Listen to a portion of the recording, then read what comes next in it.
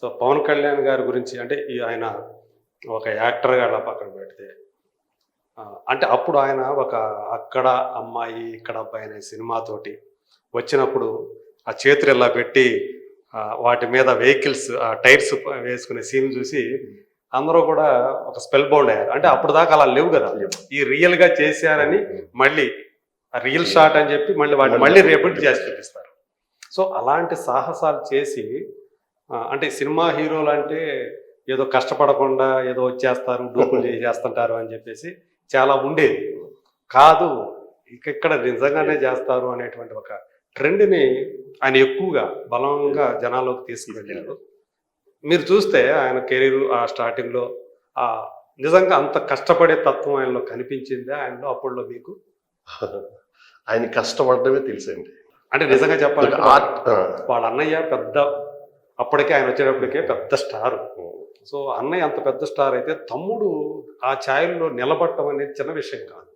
తను కూడా ఆ రేంజ్ స్టార్ కావటం అనేది మిరకిల్ లాగా, అంటే ఇంకెవరు లేరు మన రేంజ్. కరెక్ట్. అదే అన్నయ్య అన్నారు కాబట్టి అంటున్నాను. అన్నయ్య అనేది ఒక లైబ్రరీ ఆయన అందరికీ, మా అందరికీ. చిరంజీవి గారికి లైబ్రరీ. చిరంజీవి గారు అనేది గాడ్. మాకు ఏ రకంగా చూసుకుని ఎలా చూసినా కానీ, అంటే కష్టపడి వచ్చిన విధానం అవ్వచ్చు, తన డిసిప్లిన్ అవ్వచ్చు, ఇప్పటికీ ఆయన ఉంటున్న విధానం అవ్వచ్చు. కళ్యాణ్ గారికి ఎలాగో మాకు కూడా అంతే. ఆయన మీకు కూడా అన్నయ్య అంతే. అంటే మేమంతా ఆయన్ని ఒక దేవుళ్ళలాగా చూస్తాం. అంటే మేము వచ్చిన లైఫ్లో ఆయన్ని చూసి ఇది నేర్చుకోవాలి. ఎందుకంటే మీరు రాజుగారి శిష్యులు కాబట్టి రాజుగారు మ్యాక్సిమం సినిమాలు చిరంజీవి గారు యాక్షన్ స్టార్ గా పేరు తెచ్చుకోవడంలో రాజు మాస్టర్ గారి పాత్ర మామూలుది కాదు. కరెక్ట్.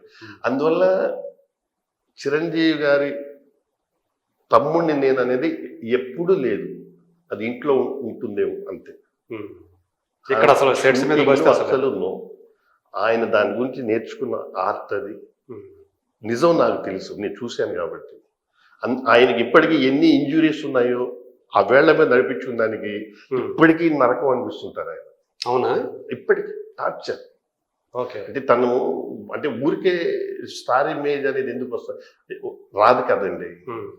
అది అలా ఎందుకు చేశారు ఆయన అంటే ఆయనకి అది ఇష్టం, ప్యాషన్. అంటే నేను సంథింగ్ నేనేందనేది నేను సపరేట్గా ఉండాలి అనేది ఆయన మైండ్ సెట్. అంతే. Unique piece. ఇంకా దాంట్లో ఇంకేమైనా చెప్పచ్చు ఆయన గురించి, అంతే. యూనిక్ పీస్ అనే దానికన్నాను అతను ముందు నుంచి తీసుకుంటున్న సాంగ్ ఉన్నా కానీ ఏమున్నా కానీ ఆయన సాంగ్లో ఏం చేయాలి, నేను ఇదే చేస్తాను. అంటే మెంటల్గా ప్రిపేర్ చేయడం చూసారా, ఆ ప్రిపరేషనే సార్. అప్పటి నుంచి ఇప్పుడు మనం డిప్యూటీ సీఎం గారు పిలుస్తున్నాము, అదే ప్రిపరేషన్. ఆయన్ని నమ్మడం చాలా కష్టం.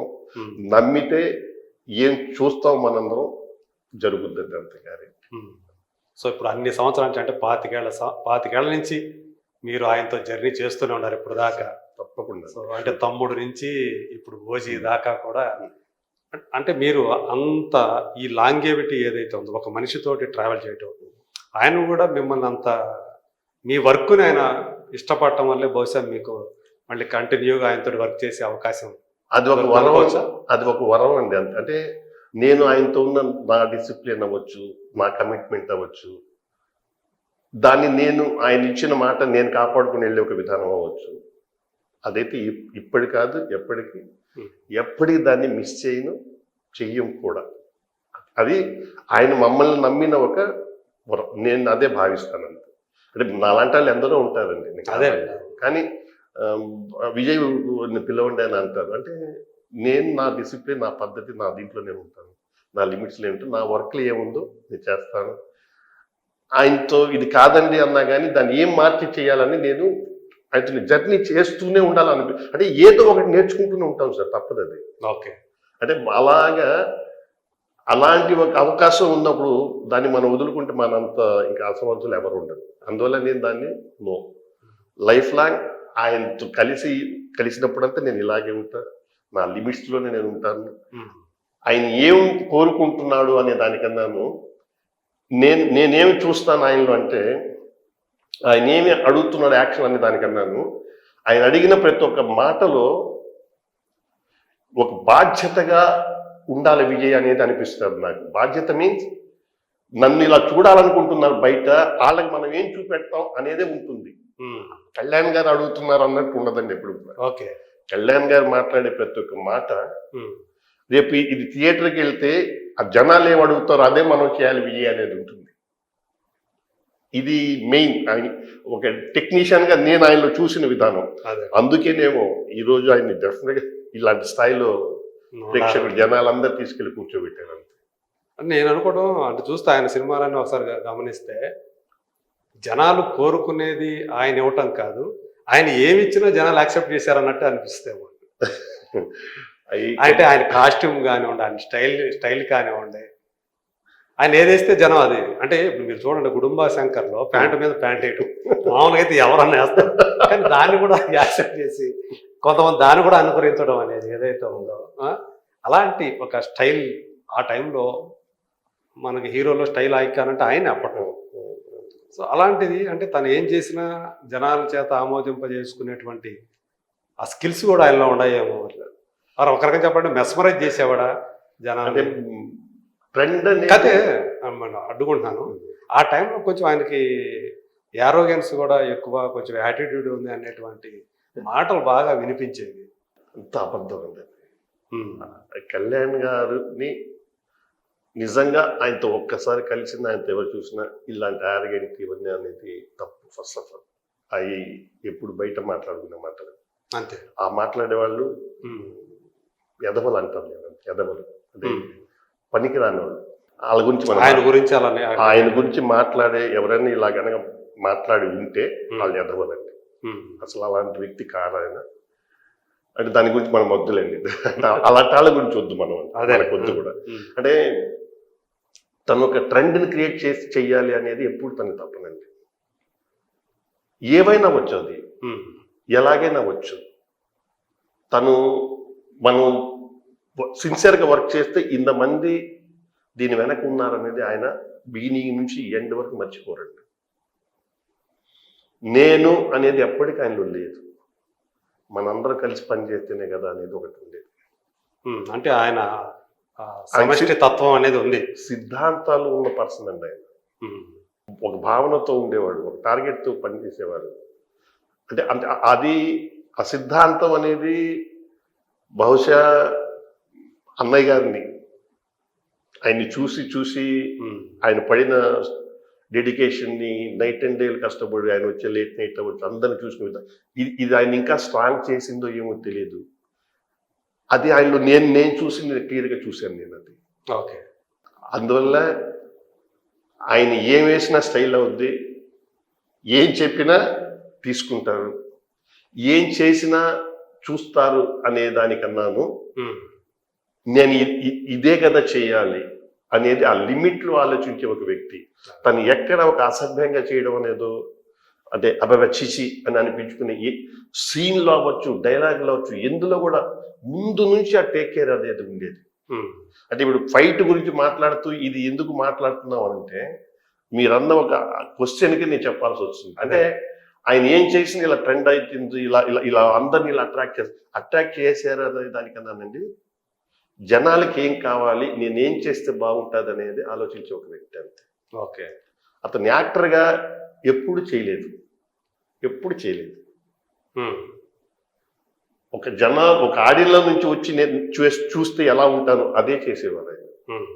అందువల్లే ఇంత ఒక అది ఇప్పుడు మీ భాష అంటే ఒక కామన్ మ్యాన్ ఎట్లా చేస్తే అలా ఉంటాడో అలా మనలో వాడు వచ్చి చేస్తున్నాడు రా అనేది.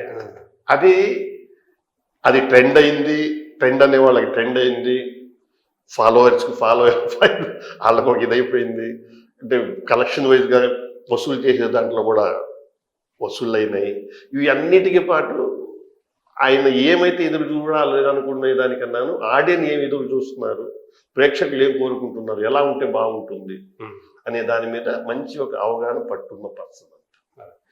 ఈ బద్రి అనే సినిమా యాక్షన్ ఎపిసోడ్ చేసేటప్పుడు ఏమైనా ఇబ్బందికరమైన పరిస్థితులు ఆయనకి, అంటే క్లిష్టమైనటువంటి ఏమైనా ఉన్నాయా? అంటే ఆయన ఫస్ట్ సినిమాలో మీరు అన్నారు కదా, అది ఇప్పటికీ దాన్ని ఇప్పటికీ ఉన్నాయి. ఉంది అని చెప్పి. ఇప్పటికీ ఆయనకి మెంబర్ ఆఫ్ ఇంజ్యూరీస్ ఉన్నాయి. చాలా పెయిన్ ఫీల్ అవుతూ ఉంటారు, కానీ అవి ఇన్నర్గానే తీసుకుంటారు. ఎప్పుడు ఎవరు ఏం ఎక్కువ చేయరు. అంటే నేను ఎక్కువగా యాక్షన్ దాంట్లో నేను ఉన్నాను కాబట్టి, ఆయనతో కలిసి పనిచేస్తున్నాను కాబట్టి, ఆ ప్రాబ్లమ్స్ ఏదో ఎక్కువగా మాతో అనేవారు. మేము ఆయన్ని చూస్తూ ఉన్నాం కాబట్టి. ఇంకా బద్రి అనే సినిమా యాక్షన్లు ఏమన్నా ఇలాంటివి ఏమైనా చేశారా అనే దానికన్నాను, ఆయనకి బేసిక్గా ఏది ఇష్టం అంటే కొట్టడం అనేది పెద్దగా ఇష్టపడరు ఆయన. ఎదుటి వాళ్ళని కొట్టడం అనేది ఇష్టపడతారు. అసలు ఒకళ్ళు ఆడు నన్ను కొడితే తీసుకునే దెబ్బ రియాక్షన్ ఉంటుంది చూసారా, అది వెరీ న్యాచురల్ గా ఉంటుంది ఆయన. అంటే ఆత్మరక్షణ కోసం మనం ఎలా రియాక్ట్ అవుతాము అది అనేది. అంటే అందువల్లే ఇలా ఇలా ఓవర్లాప్ చేస్తే నచ్చదు, అలాంటి నచ్చదు. ఒంటి మీద ఒక కర్ర ఎరగాలంటే కొట్టేయాలి. కొట్టేమన్నారు ఆయన. తనను కొట్టేమన్నారు ఫైటర్. అలా కొట్టేస్తే ఇరిగిపోయిన కర్రలు కోకల్లో ఉన్నాయి. అవునా? ఎవరు తన్నాలంటే తన్నమని విజయ్ అంటాడు. అంటే ఆయన ఏంటంటే అంటే ఊరికే అట్లా కొడుతున్నట్టు అట్లా ఇవ్వకూడదు, అంత యాక్టింగ్. కెమెరా ఇది చేయకూడదు, నిజంగానే కొట్టాలి. అది బ్యాలెన్స్ గా చేసేవాళ్ళు. అంటే ఆయన ఉండేది అదే అన్నాను కదా, ఆయన నటించడం అనే దానికన్నాను రియలిస్టిక్ లైఫ్ ఎలా ఉంటుంది అనేది ఎక్కువగా చూసేది. మన బాడీ మీద దెబ్బ పడితే మనం రియాక్ట్ అవుతాం కదా, అది ఉండాలి. ఆయనకి అది ఉండాలి, ఆ జెన్యూనిటీ ఉండాలి. అందువల్లనే ఆయన యాక్షన్స్ అన్ని అలా డిజైన్ అవుతాయి. ఓకే. అంటే కానీ ఇంకోటి, ఆయన ఎదుటి వారికి యాక్షన్ ఏదైనా చిన్న దెబ్బ తగిలినా కానీ ఆయన నుంచి ఇతరుల నుంచి ఆయన పడే పెయిన్ అలా ఇలా ఉండదు, అంత రియాక్ట్ అవుతారు. అంటే అంత బాధపడతారు పాపం. సో అంటే ఆయన మాత్రం ఆయన విషయంలో మాత్రం అసలు అది బాధనే తీసుకోరు. ఆయన కొట్టడం అవ్వచ్చు, కర్రతో ఇది బ్యాంగ్ ఏదైనా కానీ రియలిస్టిక్ గానీ ఉంచు విజయ్ అని అంటారు. అది ఆయన మైండ్ సెట్, మనస్తత్వం. మీకే బాధగా అనిపిస్తుంటదా చూసి? మెంబర్ ఆఫ్ టైమ్స్ నేను ఎన్నోసార్లు అవుట్లో నుంచి అవుట్ సైడ్ సిక్ అని కొట్టేటప్పుడు నేనే కొట్టున్నాను. నేనే కొట్టి నేను తల పట్టుకునేవాడిని. నేను కొట్టేస్తాను నేను కూడా. ఓకే. కానీ ఆ షాట్ ఇది కావాలి కదా, 2-3 సార్లు కొట్టేదానిగా ఒకసారి కొట్టేస్తే పోద్ది అనేది మైండ్ సెట్ నాది. నేనే చెప్పుకుని బాధపడేవాడిని, కానీ తప్పలేదు. అలాంటి కమిట్మెంట్ తో ఉన్న పర్సన్ ఆయన. అంతే. అందువల్ల ఆయన్ని హీరో, స్టార్, ఇంకేమన్నా ట్రెండ్ సెటర్ ఏమైనా అన్నా కానీ ఎవరైనా యాక్సెప్ట్ చేసుకోవాలి, తప్పలేదు. అదే. సో అప్పటి నుంచే కెరీర్ బిగినింగ్ నుంచే ఆయన ఈ లక్షణాలు, గుణాలు అన్నీ కూడా చూపిస్తూ వచ్చాడు ఆయన. అంటే సెలవులకి ఇది అంటే అన్న నుంచి వచ్చినటువంటి ఆ డెడికేషన్. కానీ చిరంజీవి గారు ఆయన డిసిప్లిన్ సార్. అది అక్కడి నుంచి అది ఎంతమంది తీసుకున్నారో లేదో తెలియదు. ఈయనలో అయితే మేము అది చూస్తాం గ్యారెంటీ. తమ్ముడు ఇలా ఒక్కొక్క మెట్టు ఎదుగుతూ వస్తుంటే అన్నయ్య ఆయన ఎలా ఫీల్ అయ్యాడు? ఎప్పుడు జలసి ఫీల్ అయ్యేవాడు కదా? అంటే జలసి మీద అది కూడా నేను సరదాగానే అన్నా. ఆయనకి ఇంకా సంతోషం, బాగా ఇష్టం. జాగ్రత్త చేయమని చెప్పరా అని వాళ్ళు మాత్రం అది ఎక్కువగా ఇలా చేస్తూ ఉంటాడు కదా, కొంచెం కేర్గా ఉంటే బెటర్ కదా అన్నట్టు మాతో ఎప్పుడైనా మేము ఆయన్ని కలిసినప్పుడు అనేవారు తప్ప ఎప్పుడు జాబ్ సైడ్ దీన్ని ఇలా చేయండి, ఇలాగే ఉండండి అనేది ఎప్పుడు అన్నారు. మీ డెడికేషన్ మీరు కష్టపడుతూనే ఉండాలి అనేవారు. అది దాంట్లో అసలు ఆయన కూడా తమ్ముళ్ళు అంటే విపరీతమైనటువంటి ప్రేమ కదా. అదే ఎందుకు అందు గురించి ఇప్పటికీ దాన్ని చూస్తూ ఉంటాం కదా, వాళ్ళ మధ్య ఉండేటువంటి ఆ అన్యోన్యత అదంతా కూడా. అలాగే తమ్ముడు అంటే ఆయనకి ఎంత ప్రేమో, ఆ అన్నయ్య అన్నా కానీ ఈయనకి ఇంకా అసలు హద్దు లేని ప్రేమ. అంతే. తండ్రి తర్వాత తండ్రి ఆయనకి ఆ స్థాయి ఆయన. అలాగే